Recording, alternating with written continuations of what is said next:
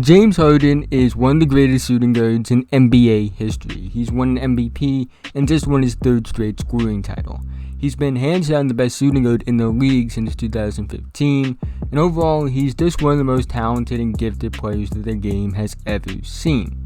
However, Harden does seem to have a lot more haters than he does fans, and even though his fans are loud, I do think that the hate is mostly unjustified when it comes to him. He's done nothing but produce at the highest level, and all he seems to get is hate. Like, what he does isn't enough for people, when it should be. It should be more than enough for people.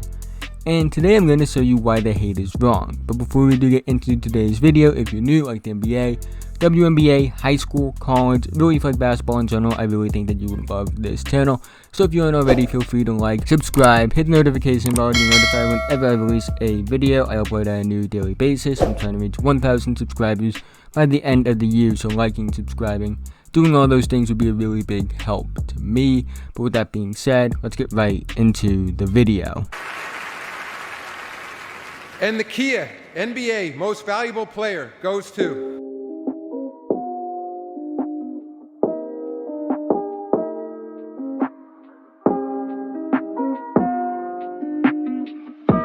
People love to hate on James Harden because of his success. And the first thing I do want to talk about is the free throw attempts that he takes, because this is something that a lot of people do like to bring up to detract him.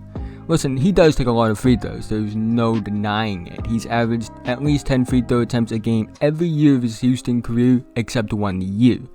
However, I do find it funny that it only seems to be a problem when James Harden takes a lot of free throws. I don't see people complaining about Trae Young or Luka Doncic getting to the line a lot. I don't see people complaining about Jimmy Butler doing the same thing Harden does. And the thing is, people love to bring up how Harden takes all his free throws, but won't bring up how Allen Iverson averaged almost 10 free throw attempts from 2001 to 2008. In the 3 years post-Sack and pre-Pau Gasol, Kobe averaged 10.1 free throw attempts a game. Dwayne Wade from 2005 to 2010 averaged almost 10 free throw attempts a game. Michael Jordan averaged 8.7 free throw attempts per game in his Bulls career and averaged almost 10 free throw attempts per game in his playoff career.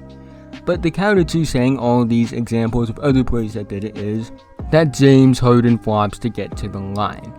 That isn't really the case. Does he flop? Yeah, but what player doesn't flop? Honestly, drawing fouls is a skill that is so underrated. People believe it's a cheap gimmick that just involves flailing your body around and flopping. But honestly, if it was that easy, everyone would do it. Drawing fouls is a skill that James Harden has mastered. He's the best at doing it. That's why he gets to the line the most. You shouldn't blame a player for bending the rules at his advantage to produce at a higher level. You should be blaming the rulebook for that. And the thing is, and this is something that I mentioned in another video, in fact I believe I made a whole video talking about it, is people love to bring up that James Harden is a system player because of Mike D'Antoni.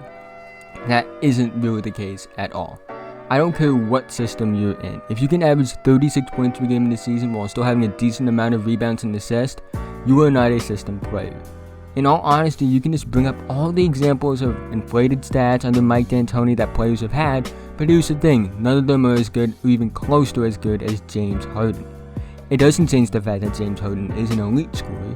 He almost averaged 20 points per game as a sophomore in college. He was a top 3 pick for a reason. He averaged almost 17 points per game behind 2 All-Stars. He averaged 27 points per game, 5.4 rebounds per game, and 6.6 assists per game before Mike D'Antoni even got there. So it's clear he was a superstar without a system and an elite scorer without a system. Also, people like to bring up how James Harden only shoots 44% from the field, isn't that efficient, things like that. Okay, but the thing is, regular field goal percentage does not tell the full story. I believe that true shooting percentage, and many others actually believe that true shooting percentage is a much better indicator of a player's true efficiency. It just factors in more than regular field goal percentage can ever. And the thing is, James Harden has a 61.2 true shooting percentage, which means that he's more efficient than the regular field goal percentage might suggest he is, and honestly 61.2 true shooting percentage for a high volume scoring guard, especially at the level of James Harden, is really impressive.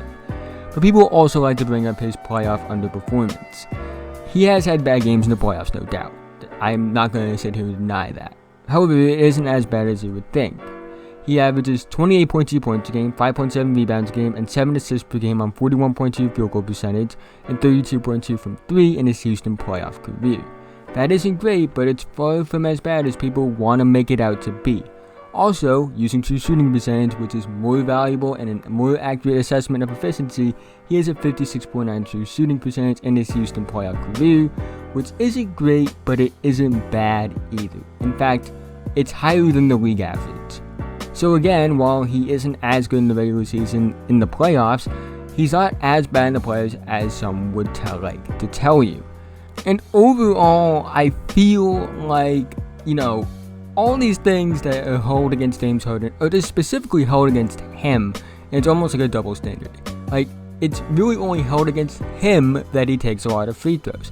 It's really only held against him that he quote-unquote underperforms in the playoffs when there are stars that underperform worse than he does and don't get nearly close to as much blame for everything that happens. And the thing is, even the whole system player thing, like, there are other players who are quote-unquote system players that don't get the same slack that James Harden does. And quite honestly, we're undermining parts of his career. We're undermining the fact that he's putting up this great of a scoring average over the season because he's a quote-unquote system player. We're undermining 60-point games because they aren't quote-unquote in the playoffs. These are amazing things that a lot of NBA players could never even dream of doing, but we're holding Harden to a different standard. A standard that honestly isn't fair to hold him to.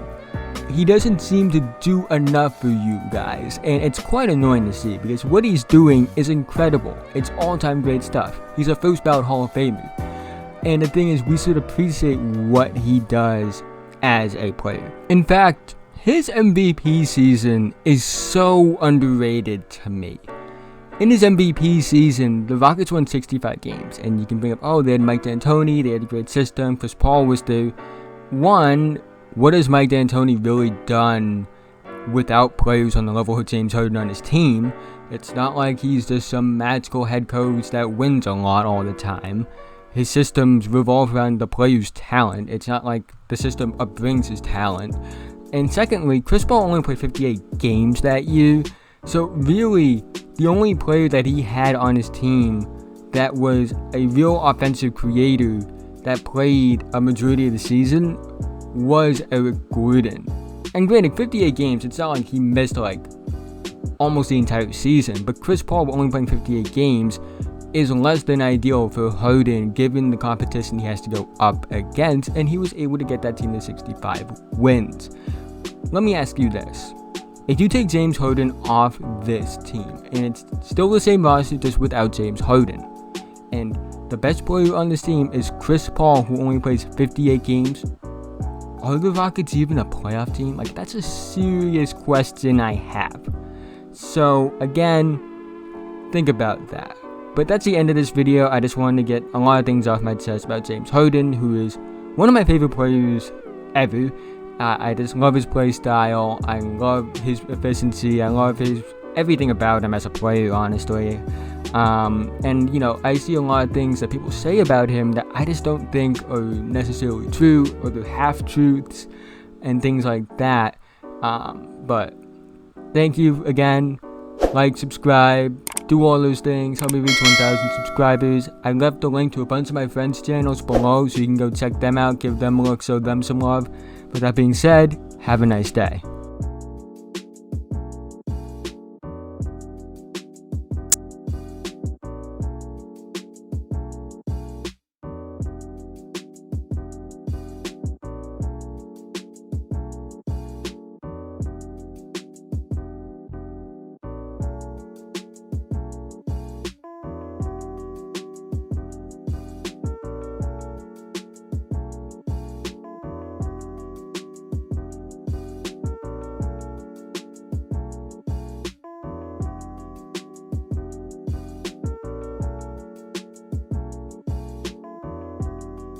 If you made it to this point in the video, thank you so much. It means so much to me, guys. You guys don't understand.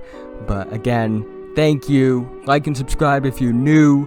Feel free to leave feedback in the comments section below. And I'll see you guys in the next video.